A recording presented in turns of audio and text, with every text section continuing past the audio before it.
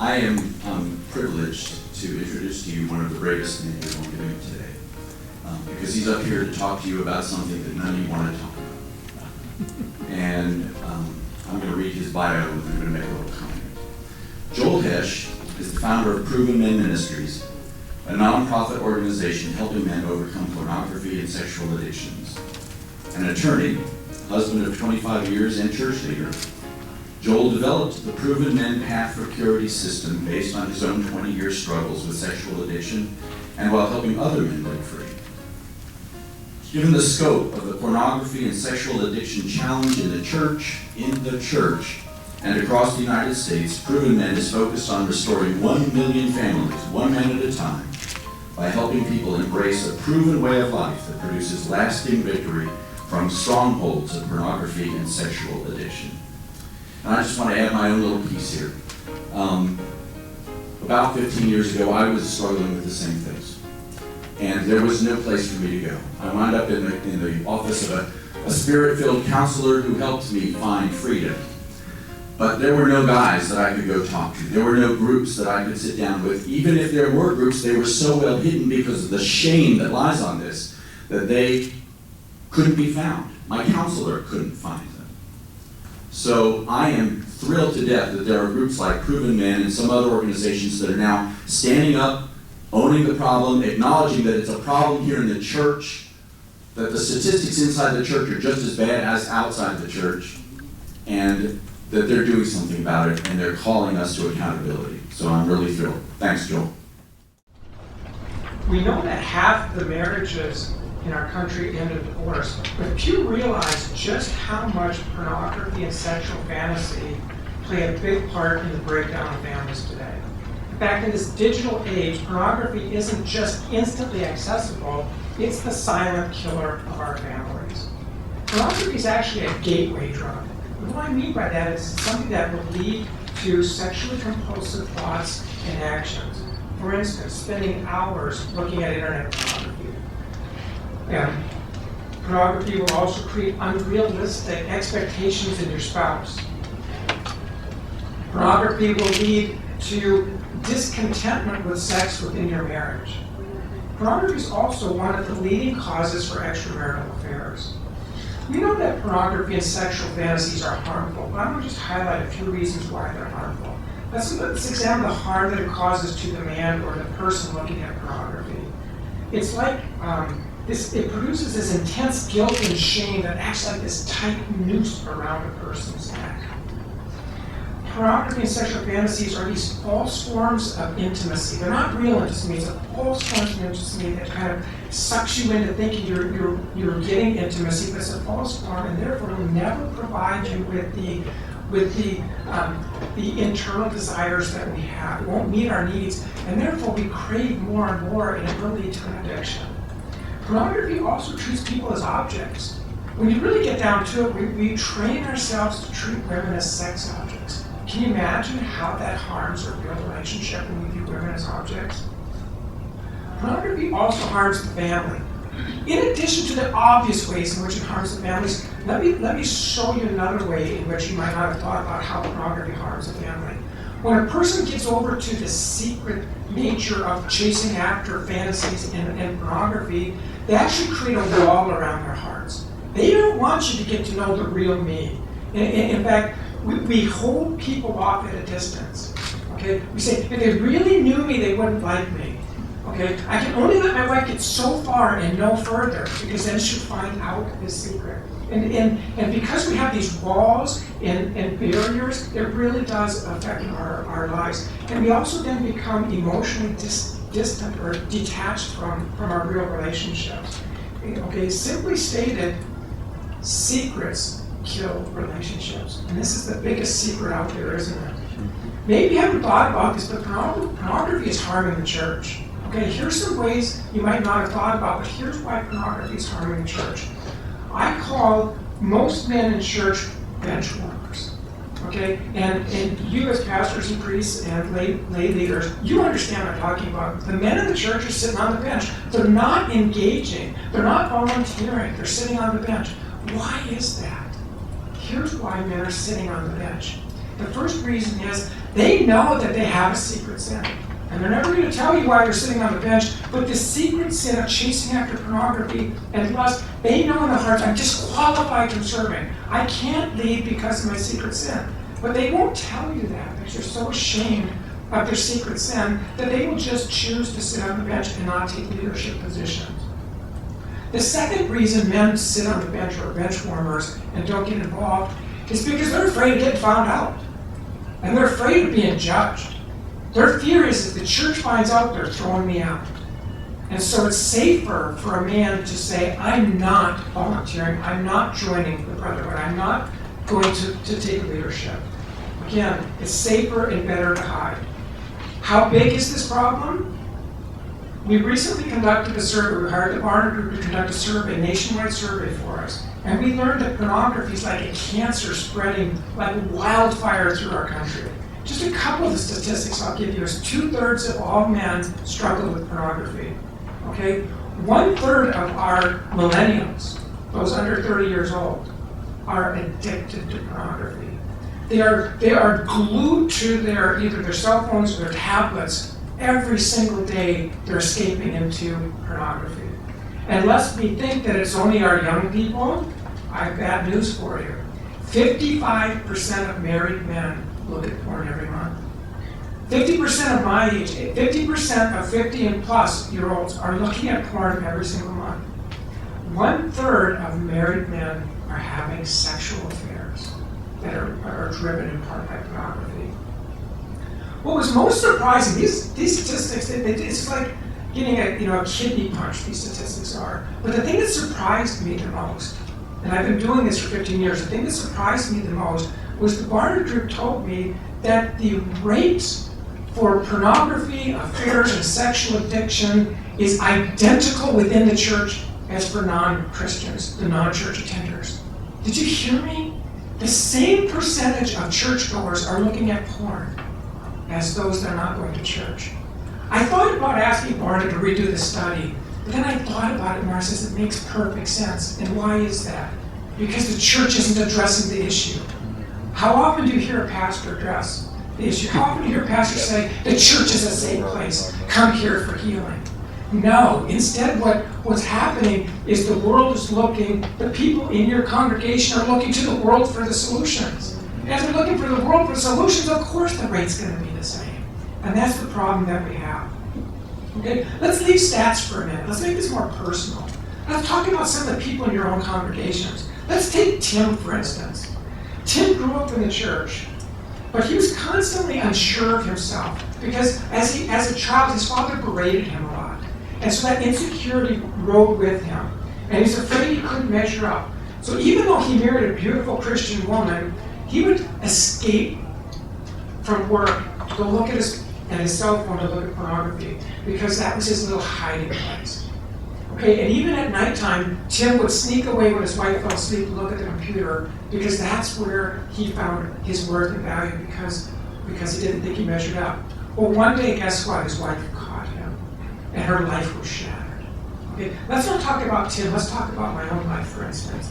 I also grew up in the church. Okay, I was that model parishioner. Okay, I was the one who volunteered. I was the one you would ask to lead a Bible study. I was the chairman of the building fund. Okay, I was doing all these things for church. In fact, I even married the church family counselor. Okay, but I had a secret. Okay, pornography opened this door to lust, a lifestyle of lust in my own heart and life from age 12. Okay? And in addition to pornography, what I learned to do is I learned to undress every woman I ever met with my eyes and fantasize about her. And I would store her images into my mind. And every night I would masturbate, thinking about all of the women that I had dressed with my mind earlier that day. Okay? 7 years into my marriage, I even did the unthinkable. I asked my wife's best friend from church to go to bed with me. Okay? So, that was my wake-up call. I'm looking at myself, I says, this isn't the script that I had. This isn't who I want to be. I want to be the things that I hear on Sunday morning, the preaching. I want to be like my pastor. That's not who I wanted to be. And so I decided that I was going to change, okay? And it wasn't easy. That was 17 years ago. It wasn't easy. But I was committed because I wanted to be a new man. I wanted to be a proven man, okay? And so that's the last day that I looked at porn or masturbated, 17 years ago, okay? And so I had this deep burden in my heart. My burden is for this. My burden is for the men in the church that are sitting there suffering in silence saying, where do I go? Where do I turn? Is there hope? Or am I just stuck? Is this just something I have to figure out on my own? I have a burden to equip the church. I have a burden to show you how to help the flock, to show you what it takes. I have a mission now to rescue or restore 1 million families, one man at a time. And you may say, how did you come up with 1 million? Well, I come up with 1 million by this. I calculated the number of sexual fantasies that I have had in my life, and it totaled 1 million. And so God told me, He said, so you're now going to go rescue 1 million men. And that's the burden I'm going to give you, and the joy that I'm going to have to do that. But I can't do this on my own. I need you. And that's why you've invited me to speak today. I need you to do this. Let's talk about let's tackle the root cause. Why do men, including Christian men, escape into sexual fantasy or look at pornography? In my book, I explain it at great length, okay? But I'm gonna just give you a little nutshell of what it does that causes a man to turn to pornography. It's called pride and selfishness. And we know those words. I mean, Christ spoke those words. We understand pride and selfishness. But that's the root that feeds this secret thought life that centers on sexual pleasures. Now, every man that chases after these things really has that root issue of pride and selfishness. It's going to show up a little bit differently each man, but that's the root that we have to address and tackle. For instance, let's take Tim. Tim would say, pride? I beat myself up. Where's my pride? I'll say, Tim. And Tim is a real person that I counsel. I said, Tim, you're just as proud as I am. It just shows up differently. Because for Tim would escape reality because he thought the world was harsh and he deserved a better life than the one God had for him. So he deserved this little pressure, but that's still pride. Okay? My area of pride, let me tell you, is the quintessential area of pride. I am something special. I deserve everything and more. So why shouldn't I chase after sexual pleasure? Why shouldn't I have the joy and taste of everything, that forbidden fruit? So my area of pride is more that pride, but regardless of each man that goes after these things, it's a form of selfishness and pride that we have to deal with. And I have a whole chapter on that in my book, so you're going to have a lot of fun reading my book. Okay, but what's the cure? Okay, what's the cure? For the past 15 years, I've been helping men break free from pornography, and this is what I've learned. In fact, I've developed what I call the proven path for purity. Okay, each letter of the word proven stands for an essential element that must be intentionally built into a person's daily life for them to overcome a sexual addictive behavior.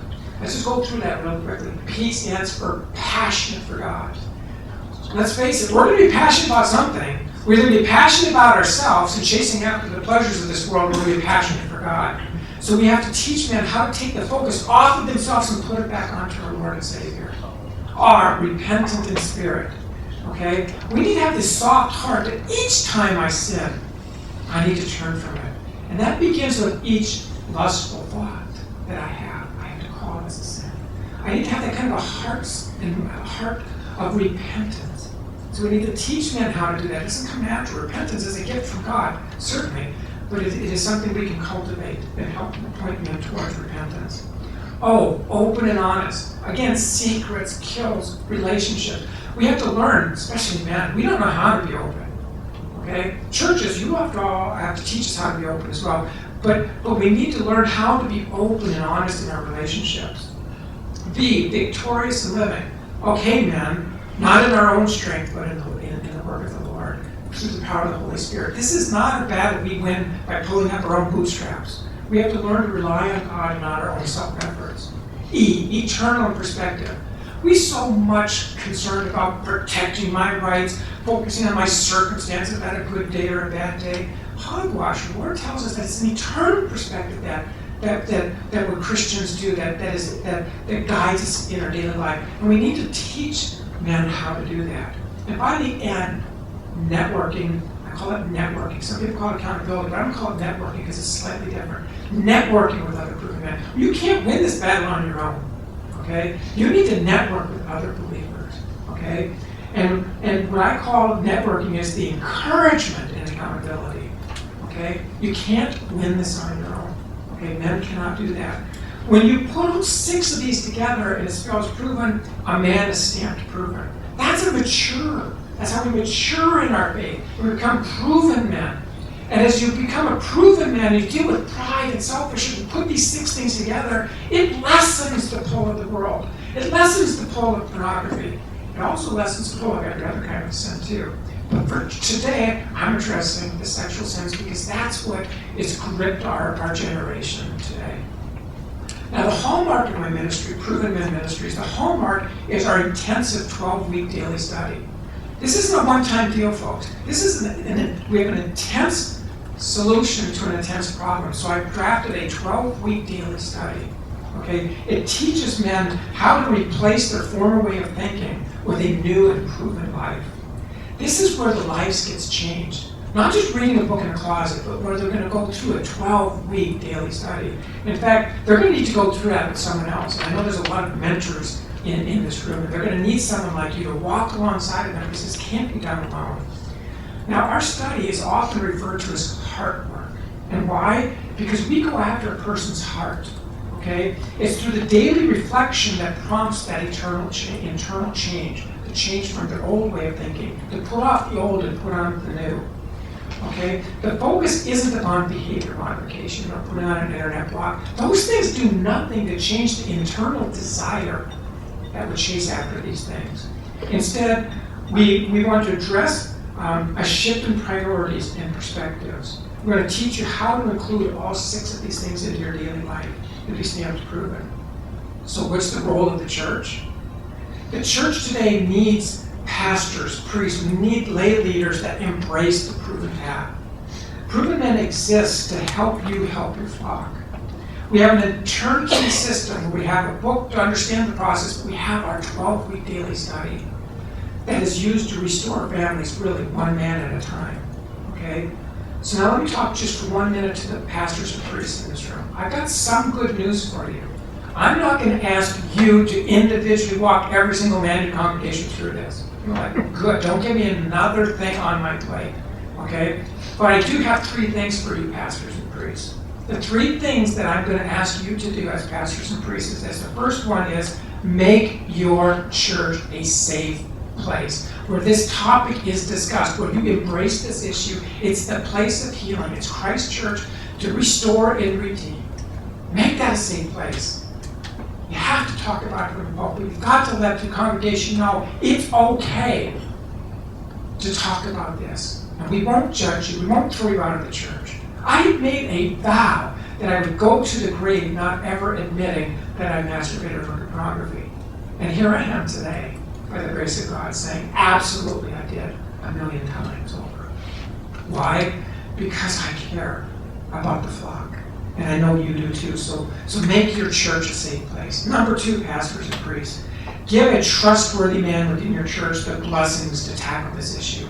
Hand that baton to a trustworthy man, like the Brotherhood of believers that I see in this room. Let a man from your church say, I will take that baton. I will bring the proven path into our church. I will lead small groups. I will have accountability partners. I will run alongside of these men. Turn that over to them. Give a trustworthy man that authority to do that. And finally, number 3, pastors and priests. Accept that healing is a slow and messy process. Okay? It takes time. But you know what I have found? Just like when the Apostle Paul said, take away this sin, and he asked 3 times, and God said no. He says, okay, he hasn't taken away the temptation in my life. Every day I'm still tempted to lust and look at pornography. Okay? All right? Accept that healing is a process with a purpose, so that I become a proven man, not just a man who doesn't look at pornography. And so let's embrace that as a slow process, a process of maturing our flock. Okay? To get you started, I'm going to give every pastor, every priest, everyone in this room a free electronic version of my book. okay? All you have to do is visit our pastor's page on my website. The website is www.provenmen.org. You go there, there's a link called Pastor's Corner. It's designed for you. Go there, there's a form to fill out, and you can download a free electronic book, okay? In conclusion, pornography and sexual fantasies are smothering the church, and they're breaking down our families. But you hold the keys. You hold the keys to victory. You hold the keys to restoring men and families in your church. Now go to our website. We've got plenty of resources, and it'll explain our turnkey program. It's not a program, our turnkey process of turning men into proven men. Go to provenmen.org. Let us help you help the people in your church that are suffering in silence, just like I had for 20-some years. Together, we can restore 1 million families, one man at a time.